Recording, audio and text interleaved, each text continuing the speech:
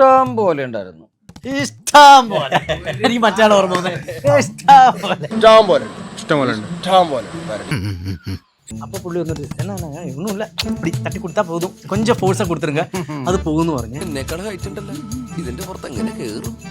ഇത് ഇങ്ങനെ ഇരുന്നിട്ട് ഒരു തട്ടലും തട്ടിട്ട് ഇതും പറഞ്ഞ് പോയിട്ട് ഇത് നേരെ ഇങ്ങനെ പോയിട്ട് ഇവിടെ ഒരു മരം. ഞാൻ നോക്കുമ്പോ ഇത് ഇങ്ങനെ പോവാ. ഇതുണ്ടോ പിടിച്ചാലും അമർത്തിയാലും നിക്കണ്. കട്ടിക്കും മണി വ്യത്യാസത്തിന് സ്റ്റിയറിംഗ് ഒന്ന് അങ്ങോട്ടോ ഒന്ന് ഇങ്ങോട്ടോ മാറിയാ മതി, നമ്മുടെ ഇഞ്ചിന് തവിട്. ഞാൻ നോക്കുമ്പോ എനിക്ക് ഇങ്ങനെ കാണാം. മൊമെന്റിൽ ഞാൻ ഇങ്ങനെ മാറി നേരെ ബാക്കിലിരുന്ന ഒരു സാധനത്തിലേക്ക് ഇത് തട്ടി. എന്നിട്ട് കുതിരപ്പുറത്ത് ഇങ്ങനെ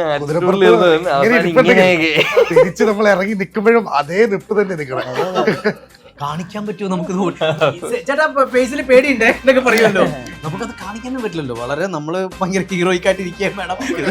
ഉള്ളിലുണ്ടല്ലോ സൈച്ചയുടെ സെന്ററില് സൈഡില് റൈറ്റ് സൈഡില് ഞാൻ, ലെഫ്റ്റ് സൈഡില് ഹരി. നേരെ ആയിട്ടുള്ള വഴി സ്ട്രെയിറ്റ് സ്പീഡിൽ ഓടിച്ചു തന്നെ. എന്റെ പൊന്നോ, ഇതെന്താണ് ഈ കുതിര ഇങ്ങനെ വട്ടം കിടക്കണത്? ഇനി ഇതിനെ കുതിരവട്ടത്തുനിന്ന് കൊണ്ടുവന്നതാണോ? ഈ പറഞ്ഞ സൈഡിലും മറ്റേ മരങ്ങളൊക്കെ വരും, കുഴിഞ്ഞു കൊടുക്ക. ഞാൻ കുറച്ചുകൂടെ സേഫ് ആണ് സെന്റർ ആയത് കാരണം. ഇവർക്ക് രണ്ടുപേർക്ക് പ്രശ്നം ഈ മരത്തിന്റെ ഇത്. ഞങ്ങൾ ഒരേ ലെവലിൽ വരുകയും വേണം. ആദ്യത്തെ ടേക്കിൽ അവന്റെ കുതിര കയറിപ്പോയി, എന്റെ കുതിര അനങ്ങണേ ഇല്ല. നീ എന്താണ് സ്പീഡിൽ കയറി പോണത്?